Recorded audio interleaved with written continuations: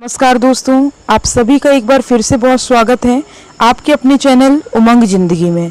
प्रस्तुत है मुंशी प्रेमचंद जी के द्वारा लिखी हुई बहुत ही अनोखी कहानी कानूनी कुमार। यह कहानी एक ऐसे नेता की सोच की है जो अपने आलीशान कमरे में बैठ देश को सुधारने के लिए सिर्फ कानून बनाने के बारे में सोचता है, लेकिन वह कानून कैसे बनेगा, उसके लिए क्या कार्य करना है, यह वह नहीं करता और इसका भली भांति ज्ञात उनकी पत्नी श्री उन्हें दिलाती हैं। उम्मीद करती हूँ जब आप ये कहानी पूरी सुनेंगे तो आपको ये बेहद पसंद आएगी। दोस्तों, अगर अभी तक आपने चैनल सब्सक्राइब नहीं किया है तो प्लीज़ सब्सक्राइब कर लीजिए। कहानी यदि अच्छी लग रही है तो दोस्तों के साथ शेयर जरूर करिए। तो चलिए जल्दी से कहानी की शुरुआत करते हैं। मिस्टर कानूनी कुमार MLA अपने ऑफिस में समाचार पत्रों, पत्रिकाओं और रिपोर्टों का एक ढेर लिए बैठे हैं। देश की चिंताओं से उनकी देह स्थूल हो गई है। सदैव देशद्रोह की फिक्र में पड़े रहते हैं। सामने पार्क है, उसमें कई लड़के खेल रहे हैं, कुछ पर्दे वाली स्त्रियां भी हैं। फेंसिंग के सामने बहुत से भिखमंगे बैठे हैं। एक चाय वाला एक वृक्ष के नीचे चाय बेच रहा है। कानूनी कुमार, आप देश की दशा कितनी खराब होती चली जाती है। गवर्नमेंट कुछ नहीं करती, बस दावतें खाना और मौज उड़ाना उसका काम है। पार्क की ओर देखकर यह कोमल कुमार सिगरेट पी रहे हैं। शोक, महाशोक। कोई कुछ नहीं कहता, कोई इसको रोकने की कोशिश भी नहीं करता। तंबाकू कितनी जहरीली चीज है, बालकों को इससे कितनी हानि होती है, यह कोई नहीं जानता। तंबाकू की रिपोर्ट देखकर रोंगटे खड़े हो जाते हैं। जितने बालक अपराधी होते हैं उनमें 75% सैकड़े सिगरेट बाज होते हैं। बड़ी भयंकर दशा है, हम क्या करें? लाख स्पीच दो, कोई सुनता ही नहीं। इसको कानून से रोकना चाहिए, नहीं तो अनर्थ हो जाएगा। कागज पर नोट करता है, तंबाकू बहिष्कार बिल पेश करूंगा। काउंसिल खुलते ही यह बिल पेश कर देना चाहिए। एक क्षण के बाद फिर पार्क की ओर ताकता है और पहरेदार महिलाओं को घास पर बैठे देखकर लंबी सांस लेता है। गजब है, गजब है, कितना घोर अन्याय, कितना पाशविक व्यवहार। यह कोमलांगी सुंदरियां चादर में लिपटी हुई कितनी भद्दी, कितनी फूहड़ मालूम होती हैं। अभी तो देश का यह हाल हो रहा है। रिपोर्ट देखकर स्त्रियों की मृत्यु संख्या बढ़ रही है। तपेदिक उछलता चला जाता है। प्रसूत की बीमारी आंधी की तरह चढ़ी जाती है और हम हैं कि आंखें बंद किए पड़े हैं। बहुत जल्दी ऋषियों की यह भूमि, यह ब्रीर, प्रसावनी जननी रसातल को चली जाएंगी। इसका कहीं निशान भी न रहेगा। गवर्नमेंट को क्या फिक्र, लोग कितने पाषाण हो गए हैं। आंखों के सामने ये अत्याचार देखते हैं और जरा भी नहीं चौंकते। यह मृत्यु का शैथिल्य है। यहाँ भी कानूनी जरूरत है। एक ऐसा कानून बनाना चाहिए जिसमें कोई स्त्री पर्दे में न रह सके। अब समय आ गया है कि इस विषय में सरकार कदम बढ़ावे। कानून की मदद के बगैर कोई सुधार नहीं हो सकता और यहाँ कानूनी मदद की जितनी जरूरत है उतनी और कहाँ हो सकती है। माताओं पर देश का भविष्य विलंबित है। पर्दा हटाओ बिल पेश होना चाहिए। जानता हूँ बड़ा विरोध होगा, लेकिन गवर्नमेंट को साहस से काम लेना चाहिए। ऐसे नपुंसक विरोध के भय से उद्धार के कार्य में बाधा नहीं पड़नी चाहिए। कागज पर नोट करता है, यह बिल भी असेंबली के खुलते ही पेश कर देना होगा। बहुत विलंब हो चुका है, अब विलंब की गुंजाइश नहीं, वरना मरीज का अंत हो जाएगा। मसौदा बनाने लगता है और उद्देश्य के लिए काम करता है। सहसा एक भिक्षुक सामने आकर पुकारता है, जय हो सरकार की, लक्ष्मी फूले फले, कानूनी हट जाओ, यूं सुअर कोई काम क्यों नहीं करता। भिक्षुक, बड़ा धर्म होगा सरकार, मारे भूख के आंखों तले अंधेरा। कानूनी, चुप रहो सुअर, हट जाओ सामने से, अभी निकल जाओ, बहुत दूर निकल जाओ। मसौदा छोड़कर फिर आप। यह ऋषियों की भूमि आज भिक्षुक की भूमि हो रही है। जहां देखिए वहां रेवड़ के रेवड़ और दल के दल भिखारी। यह गवर्नमेंट की लापरवाही की बरकत है। इंग्लैंड में कोई भिक्षुक भीख नहीं मांग सकता। पुलिस पकड़कर काल कोठरी में बंद कर दे। किसी सभ्य देश में इतने भिखमंगे नहीं। ये पराधीन गुलाम भारत है, जहां ऐसी बातें इस 20वीं सदी में भी संभव है। कितनी शक्ति का अपव्यय हो रहा है। रिपोर्ट निकालकर 50 लाख आदमी केवल भिक्षा मांगकर गुजर करते हैं, और क्या ठीक है कि संख्या इसकी दुगनी ना हो? यह पेशा लिखना कौन पसंद करता है? 1 करोड़ से कम भिखारी इस देश में नहीं। यह तो भिखारियों की बात हुई जो द्वार द्वार झोली लिए घूमते हैं। इसके उपरांत टीकाधारी, कोपिनधारी और जटाधारी समुदाय भी तो हैं, जिनकी संख्या कम से कम 2 करोड़ होगी। जिस देश में इतने हरामखोर मुफ्त का माल उड़ाने वाले, दूसरों की कमाई पर मोटे होने वाले प्राणी हों, उसकी दशा क्यों न इतनी हीन हो? आश्चर्य यही है कि अब तक यह देश जीवित कैसे है। होटकर्ता एक बिल की सख्त जरूरत है, उसे पेश करना ही चाहिए। नाम हो भिखमंगा बहिष्कार बिल। खूब जूतियां चलेंगी, धर्म के सूत्रधार खूब नाचेंगे, खूब गालियां देंगे, गवर्नमेंट भी कन्नी काटेगी, मगर सुधार का मार्ग तो कंटकीर्ण है। तीनों बिल मेरे ही नाम से हों, फिर देखिए कैसी खलबली मस्ती है। आवाज आती है चाय गरम, चाय गरम, मगर ग्राहकों की संख्या बहुत कम। कानूनी कुमार का ध्यान चाय वाले की ओर आकर्षित हो जाता है। कानूनी, आप ही आप। चाय वाले की दुकान पर एक ग्राहक नहीं, कैसा मूर्ख देश है। इतनी बलवर्धक वस्तु और ग्राहक कोई नहीं। सभ्य देशों में पानी की जगह चाय पी जाती है। रिपोर्ट देखकर इंग्लैंड में 5 करोड़ पौंड की चाय जाती है। इंग्लैंड वाले मूर्ख नहीं हैं, उनका आज संसार पर अधिपत्य है। इसमें चाय का कितना बड़ा भाग है, कौन इसका अनुमान कर सकता है? यहाँ बेचारा चाय वाला खड़ा है और कोई उसके पास भटकता भी नहीं। चीन वाले चाय पीकर स्वाधीन हो गए, मगर हम चाय न पिएंगे, क्या अकल है? गवर्नमेंट का सारा दोष है। कीटों से भरे हुए दूध के लिए इतना शोर मचता है, मगर चाय को कोई नहीं पूछता। जो कीटों से खाली उत्तेजक और पुष्टिकारक हैं, सारे देश की मति मारी गई है। नोट करता है, गवर्नमेंट से प्रश्न करना है, असेंबली खुलते ही प्रश्नों का तांता बांध दूंगा। प्रश्न क्या? गवर्नमेंट बताएगी कि गत 5 सालों में भारतवर्ष में चाय की खपत कितनी बढ़ी है, और उसका सर्वसाधारण में प्रचार करने के लिए गवर्नमेंट में क्या कदम लिए हैं। एक रमणी का प्रवेश, कटे हुए केस, आड़ी मांग, पारसी रेशमी साड़ी, कलाई पर खड़ी, आंखों पर ऐनक, पाँव में ऊंची एड़ी का लेडीज शू, हाथ में एक बटुआ लटकाए हुए, साड़ी में ब्रूच है, गले में मोतियों का हार।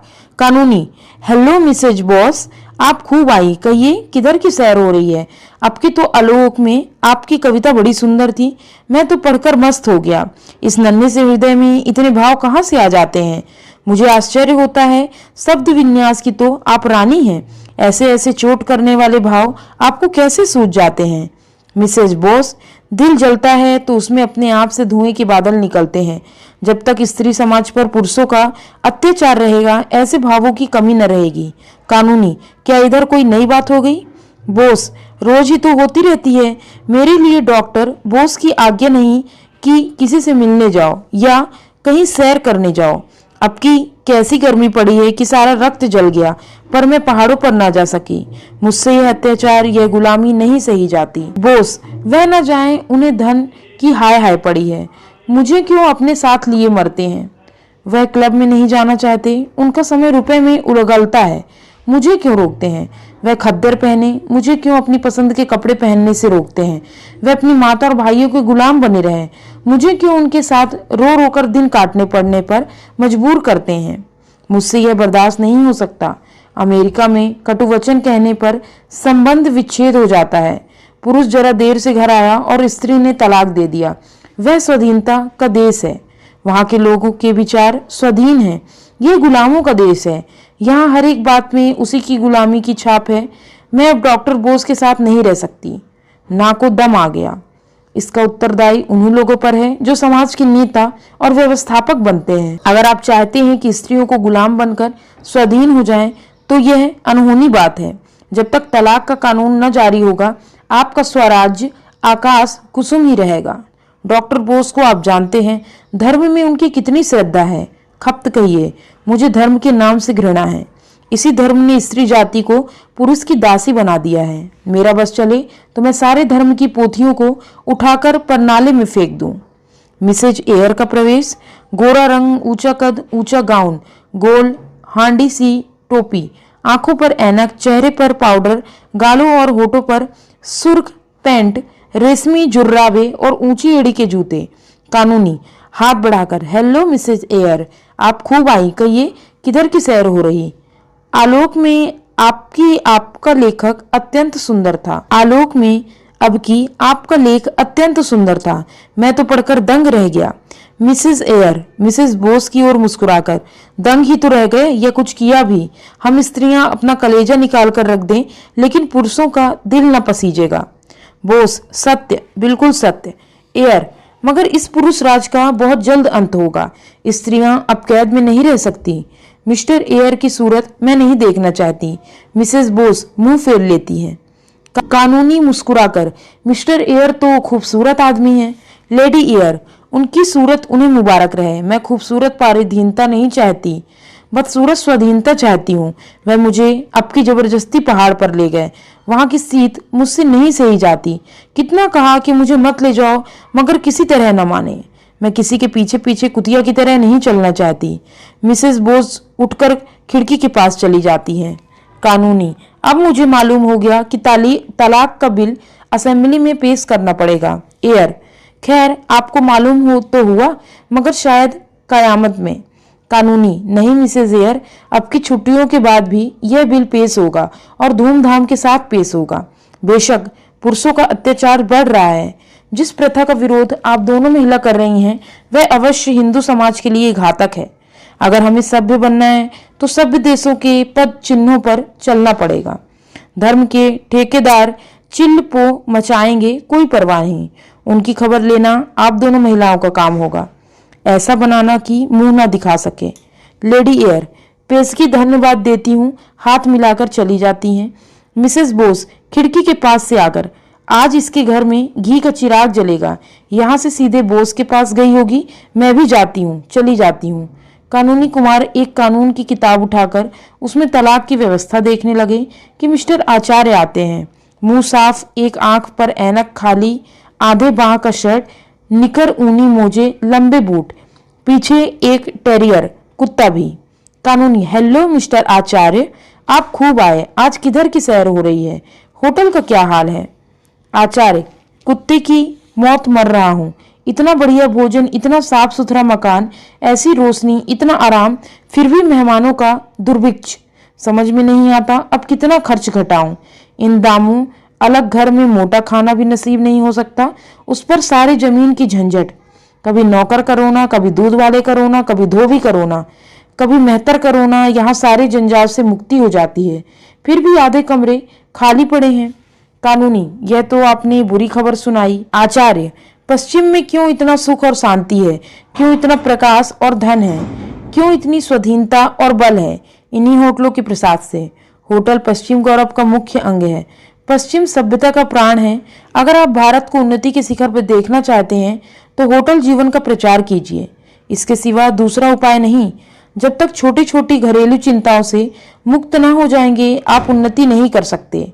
राजों, रईसों को अलग घरों में रहने दीजिए, वह एक ही जगह 10 खर्च कर सकते हैं। मध्यम श्रेणी वालों के लिए होटल के प्रचार में ही सब कुछ है। हम अपने सारे मेहमान की फिक्र अपने सिर लेने को तैयार हैं, फिर भी जनता की आंखें नहीं खुलती। इन मूर्खों की आंखें उस वक्त न खुलेंगी जब तक कानून न बन जाए। कानूनी गंभीर भाव से, हाँ मैं सोच रहा हूँ, जरूर कानून में मदद लेनी चाहिए। एक ऐसा कानून बन जाए कि जिन लोगों की आय 500 से कम हो होटलों में रहें। क्यों? आचार्य, आप अगर यह कानून बनवा दें तो आने वाली संतान आपको अपना मुक्तिदाता समझेगी। आप एक कदम में देश को 500 वर्ष की मंजिल तय करा देंगे। कानूनी, तो लो, अब की यह कानून भी असेंबली खुलते ही पेश कर दूंगा।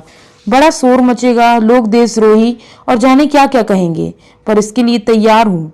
कितना दुख होता है जब लोगों को अहीर के द्वार पर लुटिया लिए खड़ा देखता हूँ। स्त्रियों का जीवन तो नरक तुल्य हो रहा है।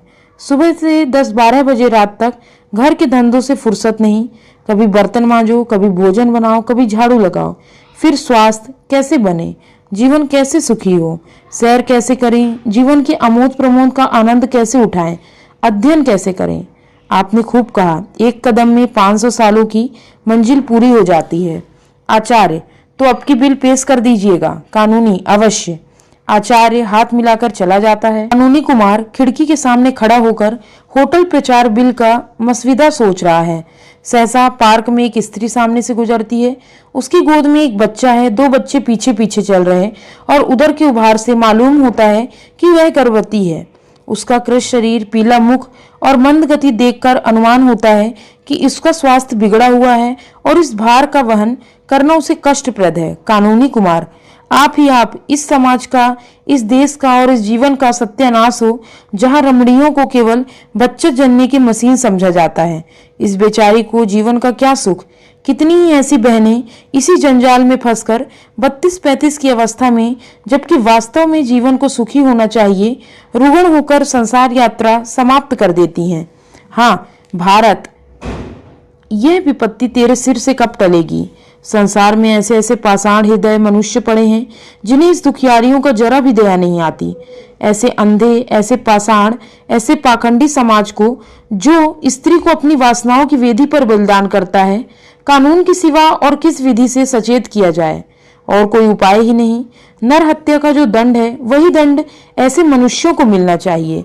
मुबारक होगा वह दिन जब भारत में ऐसी नासनी प्रथा का अंत हो जाएगा। स्त्री का मरण, बच्चों का मरण और जिस समाज का जीवन ऐसी संतानों पर आधारित हो, उसका मरण। ऐसे बदमाशों को क्या न दंड दिया जाए। कितने अंधे लोग हैं।